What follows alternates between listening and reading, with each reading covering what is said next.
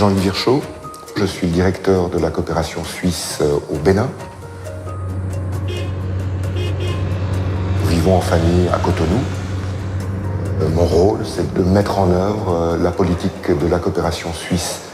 La loi, elle, détermine notre manière de travailler et des objectifs généraux où nous devons travailler avec les plus pauvres et dans un esprit d'autonomisation des gens avec qui nous travaillons.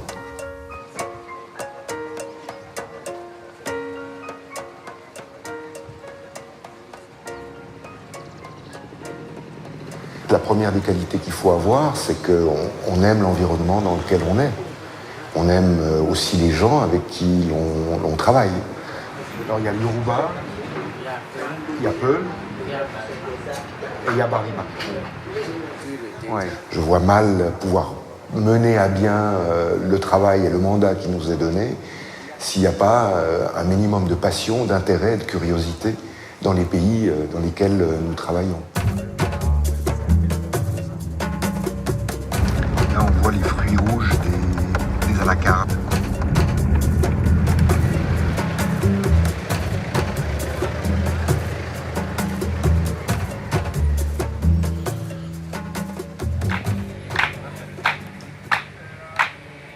Ce centre fait partie d'un gros programme d'alphabétisation en langue nationale.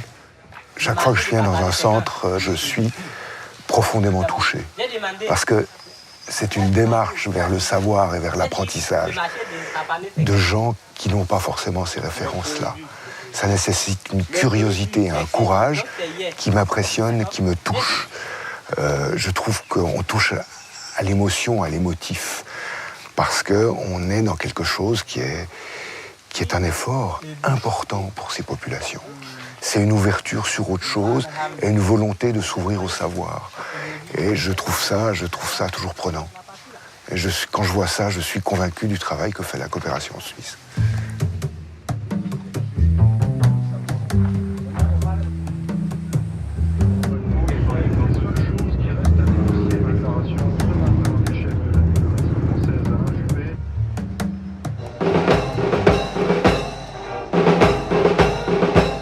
L'investiture, c'est la cérémonie qui reconnaît la validité de l'élection présidentielle.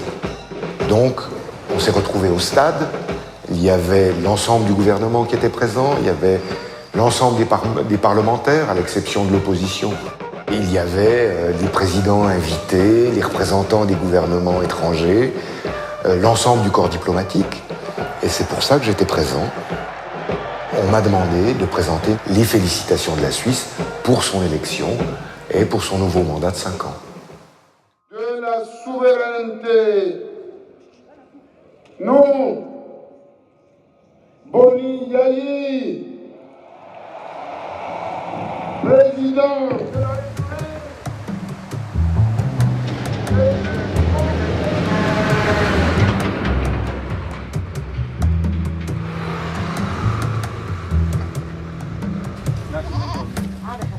La Suisse, on a cette réputation d'être proche du terrain, de connaître le terrain, de connaître les enjeux.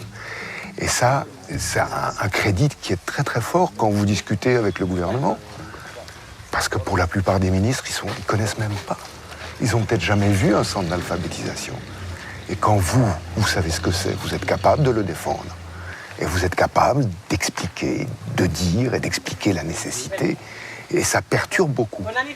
C'est un élément de provocation aussi.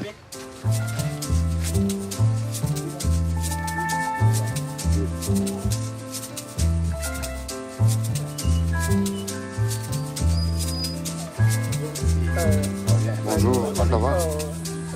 On est dans la commune de Ndali, qui est au centre-nord du Bénin. C'est la première phase de la construction d'un projet, d'un programme de développement agricole. C'est une ferme, comme il existe des fermes chez nous en Suisse.